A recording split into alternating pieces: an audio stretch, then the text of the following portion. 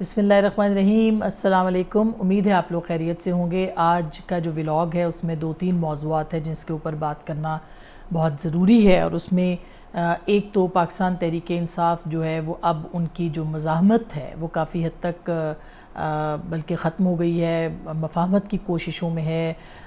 اور یہ کوششیں جو ہے وہ پاکستان تحریک انصاف کے جو چند لوگ باہر ہیں ان کی طرف سے جاری ہیں۔ کچھ محمد علی درانی صاحب بھی اس کے اندر ایکٹیو ہوئے ہیں، اور وہ یہ چاہتے ہیں، اور یہ پیورلی جو ہے وہ ہماری اطلاعات ہیں کہ پاکستان تحریک انصاف کی خواہش کے اوپر جو ہے وہ اس وقت معاملات جو ہیں وہ آگے بڑھے، لیکن کیا ان کی قبولیت ہو جائے گی، ایک بہت اہم سوال ہے، اور اس کے اوپر جو ہے وہ ہم آج کے اس ولاگ میں بات کریں گے۔ اس کے ساتھ ساتھ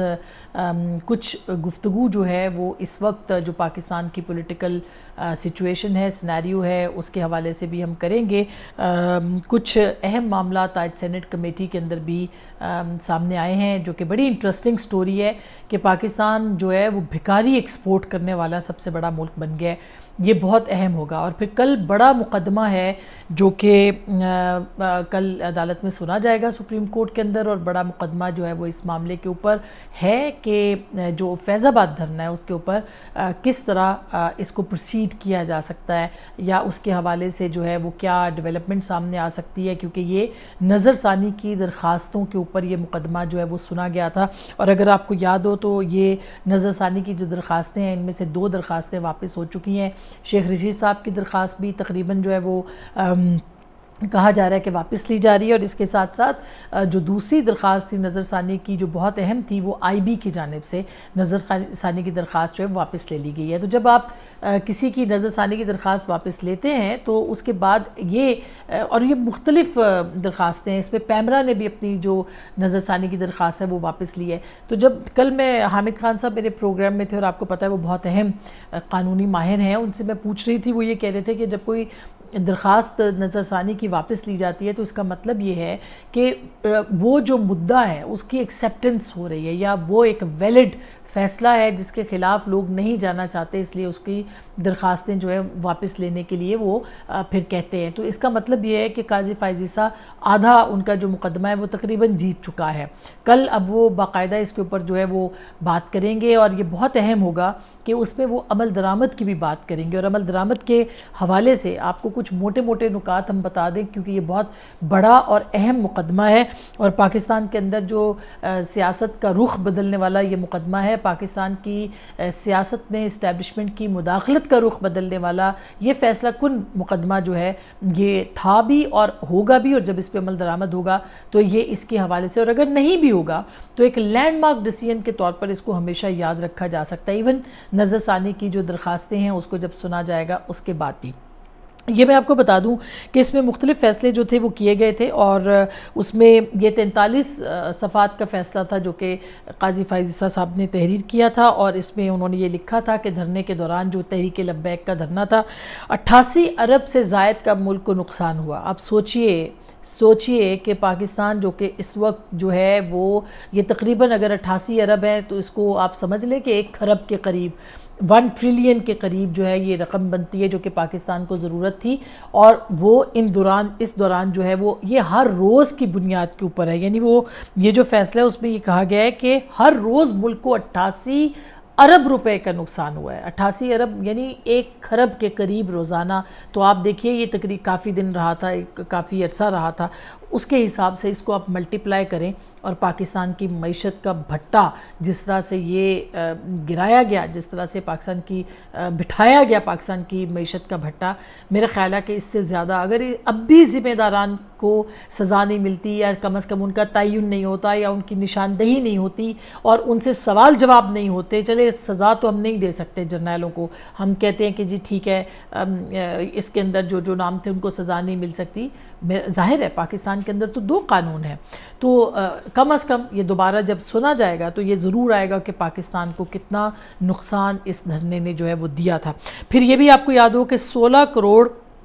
39,52,000 کی املاک کو بھی نقصان پہنچایا۔ اسی فیصلے کا یہ حصہ ہے۔ پھر انہوں نے کہا کہ TLP تحریک لبیک پاکستان نے مسلمانوں کے جذبات سے کھیلا، وفاقی صوبائی حکومتیں نفرت، انتہا پسندی، دہشت گردی پھیلانے والوں کی نگرانی کریں، سڑکیں بلاک کرنے والے مظاہرین کے خلاف کارروائی ضروری ہے۔ کوئی کارروائی نہیں ہوئی۔ عدالت نے کہا کہ ہر سیاسی جماعت فنڈنگ کے ذرائع بتانے کی پابند ہے، اور جب آپ نے تحریک انصاف کے فنڈ صرف دیکھے تھے تو وہ فنڈنگ میں کتنی بے قاعدگیاں، بے ضابطگیاں اور کون سے انانیمس قسم کے جو آپ کے فنڈرز تھے اس کے اندر انہوں نے فنڈنگ کی تھی، کون سے ممالک اس کے اندر انوالو تھے، وہ ابھی ریسنٹ پاسٹ کی بات ہے، یہ ماضی قریب کی بات ہے، اس سے پرانی بات نہیں ہے۔ پھر وہ یہ کہتے ہیں کہ الیکشن کمیشن قانون خلاف ورزی کرنے والی سیاسی جماعتوں کے خلاف کارروائی کرے، کیبل آپریٹرز لائسنس یافتہ براڈ کاسٹرز کی نشریات منقطع کریں یا رکاوٹ ڈالے تو پیمرا کو ان کے خلاف پیمرا آرڈیننس کے تحت کارروائی کرنی چاہیے، اخبارات کی ترسیل میں رکاوٹ ڈالنے والوں کے خلاف کارروائی کی جائے، تمام انٹیلیجنس ایجنسیوں کو اپنے اختیارات سے تجاوز نہیں کرنا چاہیے، یہ ادارے آزادی اظہار اور تقریر کے حق کو سلب نہیں کر سکتے، انٹیلیجنس ایجنسیز کو ان کارروائیوں پر نظر رکھنی چاہیے جو پاکستان کی علاقائی سالمیت کے لیے تحفظ کو خطرے میں ڈالتے ہیں، آئین مسلح افواج کے کسی بھی قسم کی سیاسی سرگرمی میں حصہ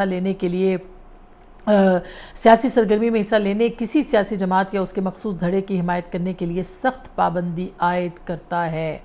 آپ کو یاد ہوگا وہ نوٹ بانٹنے والی جو ویڈیو تھی وہ اسی دھرنے کے دوران جو تھی وہ بہت وائرل ہوئی تھی۔ حکومت پاکستان بذریعہ وزارت دفاع متعلقہ حکام، آرمی، نیوی، ایئر فورس سربراہان کو ہدایات جاری کرے گی کہ ایسے اہلکاروں کے خلاف کارروائی کریں جو حلف شکنی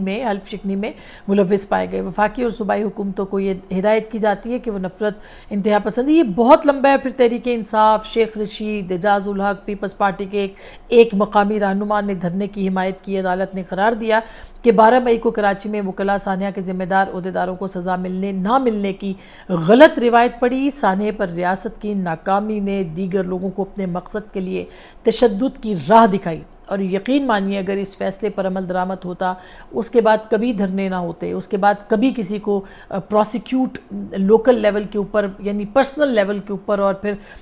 گروہ اور جتھا سازیوں کے ذریعے سے جو ہے وہ نہ کیا جاتا، مگر انفارچونیٹلی ایسا نہیں ہوا۔ اس کے بعد بھی کتنے دھرنے ہوئے، 25 مئی کو پھر PTI دوبارہ آئی،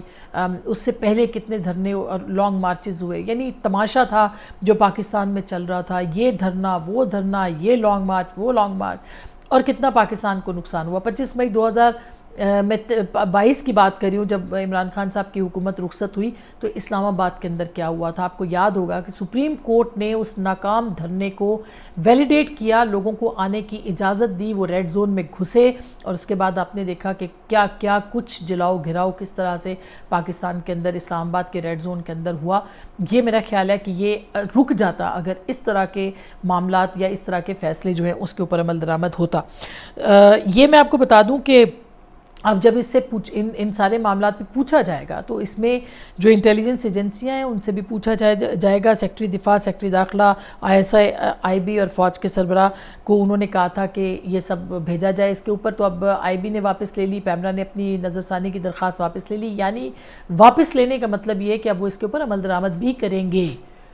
پہلے ان کو جو شبہ تھا وہ واپس لینے سے وہ شبہ ختم ہو گیا، انہوں نے کہا تسلیم کر لیا اس فیصلے کو کہ یہ درست ہے۔ تو اب دیکھتے ہیں کہ کل اس کے اوپر جو ہے وہ کیا کارروائی ہوتی ہے۔ دوسری جو اہم خبر ہے وہ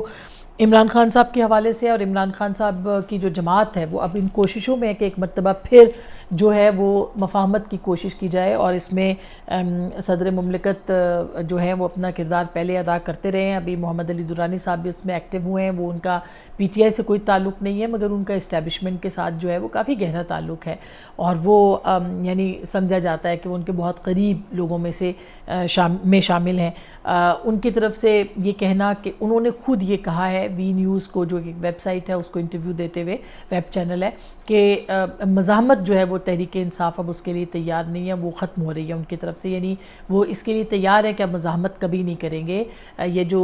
دھمکیاں اور یہ جو لانگ مارچز اور یہ اداروں کو دھمکیاں لگانی، اور پھر جس طرح سے آپ نے دیکھا جو سیاست عمران خان صاحب نے کی ہے، انفارچونیٹلی اتنی بڑی جماعت کو جس طرح سے انہوں نے خراب کیا، برباد کیا ہے، یہاں تک کہ اب ان کے لیے کینڈیڈیٹس جو چند ہزاروں کے کینڈیڈیٹس ہیں ان کو اب ڈھونڈنا جو ہے وہ اگلے انتخابات میں وہ مشکل ہوگا پاکستان تحریک انصاف کے لیے. اس کے بہت سے ظاہر ہے کہ ان کے اوپر دباؤ بھی ہے, اس میں کوئی شک نہیں ہے, دباؤ بھی ہے, لیکن اس کے ساتھ ساتھ خود بھی لوگ جو ہیں وہ پاپولیرٹی کے باوجود کہ جو تحریک انصاف جو ہے وہ مقبول جماعت ہے, لیکن اس کے باوجود یہ ایک بہت بڑا چیلنج ہوگا تحریک انصاف کے لیے کہ آپ نے کس طرح سے اپنے کینڈیڈیٹ جو ہے وہ پلیس کرنے ہیں. اس کے اوپر میں ایک الگ ولاگ کرنا چاہتی ہوں آپ کے ساتھ, جو اس وقت پاکستان کی جو پولیٹیکل سچویشن ہے, نواز شریف صاحب کی واپسی ہے, اس کے اوپر کل میں نے پرسوں کالم بھی لکھا ہے, کل بلکہ, اور اس کے علاوہ بھی کچھ گزارشات ہوں گی جو کہ ہم آپ کے سامنے رکھیں گے. لیکن یہ جو ایک معاملہ ہے, اس کے ساتھ ساتھ علی ظفر صاحب, کل میں نے اپنے پروگرام میں بھی ان کی وہ ایک, ہم اس کو ساؤنڈ آن ٹیپ کہتے ہیں, بائٹ کہتے ہیں, یا ان کا ایک مختصر سا انٹرویو وہ ہم نے چلایا جس میں کہ وہ یہ کہہ رہے ہیں کہ اب ہم جو ہے وہ آگے کی طرف دیکھنا چاہتے ہیں. اور انہوں نے ایک بہت اہم بات کی, بڑی دلچسپ بات کی, کہ پاکستان جس طرح کے کرائسس میں ہے, اس کو پاکستان کو اس وقت جو ہے وہ معاشی فیصلے کرنے ہیں, اور معاشی فیصلوں کے لیے جو ہے ان کا کہنا یہ تھا کہ معاشی فیصلے جو ہیں وہ پاکستان کو کے لیے پاپولر لیڈر چاہیے, اور پاپولر لیڈر جس کو کہ اسٹیبلشمنٹ کی سپورٹ بھی حاصل ہو. تو وہ سمجھتے ہیں کہ صرف عمران خان صاحب پاپولر لیڈر ہیں اور وہی یہ فیصلے معاشی سخت فیصلے کر سکتے ہیں. وہ کیوں یہ بات کر رہے ہیں, اس کے اوپر بھی ہم ایک کچھ دنوں کے بعد اور بات کریں گے. مگر کیا صرف عمران خان صاحب ہی ہیں جو کہ وہ معاشی سخت فیصلے کر سکتے ہیں, نگران حکومت نہیں کر سکتی, یا آنے والی حکومت کوئی اور جماعت جو ہے وہ نہیں کر سکتی؟ کیوں وہ یہ بات کہہ رہے ہیں؟ اس کو اگر آپ سینیریو میں دیکھیں, اس وقت جو ریجنل سینیریو ہے, تو ایک دلچسپ حقائق یا صورتحال جو ہے وہ سامنے آتی ہے. اچھا, یہ میں آپ کو بتا دوں کہ یہ آج جو ہے ایک بہت اہم خبر اور بھی سامنے آئی ہے, اور وہ خبر جو ہے وہ آپ کے گوش گزار کرنا بڑا ضروری ہے کہ پاکستان جو ہے وہ بھکاری ایکسپورٹ کرنے کا سب سے بڑا ملک بن چکا ہے. اور یہ آج سینٹ کی جو قائمہ کمیٹی ہے اس میں یہ انکشاف ہوا ہے. بیرون ملک جتنے بھکاری گرفتار ہوتے ہیں ان میں 90% پاکستانی ہوتے ہیں. ہمارے گداگر سب سے زیادہ باہر جا رہے ہیں. جتنے فقیر گرفتار ہوئے ان میں سے 90% پاکستانی ہیں. عراقی اور سعودی سفیر ہمیں کہتے ہیں کہ ان کی جیلیں بھر گئی. اب یہ ہیومن ٹریفکنگ کا مسئلہ ہے. حرم کے اندر سے جتنے بھی جیب کترے پکڑے جاتے ہیں ان میں زیادہ تر پاکستانی ہیں. یہ زیارات پر جاتے ہیں یا عمرے پہ جاتے ہیں, اور اس کے بعد جو ہے یہ وہاں پہ بھیک کا کام کرتے ہیں. اور چونکہ عمرے کا ویزا ورک ویزا نہیں ہوتا, لہٰذا بھیک وہ مانگتے ہیں. اور حرم کے اندر جیب کترے جو ہیں وہ بھی پاکستانیوں کی تعداد جو ہے وہ کافی زیادہ ہے. یہ آج اسٹینڈنگ کمیٹی کے اندر جو ہے بریفنگ دی گئی ہے, اور اس بریفنگ کے اندر جو ہے یہ باقاعدہ قائمہ کمیٹی جو تھی اس کے اندر یہ انکشاف کیا ہے سیکٹری صاحب نے بھی اور دیگر لوگوں نے بھی. تو یہ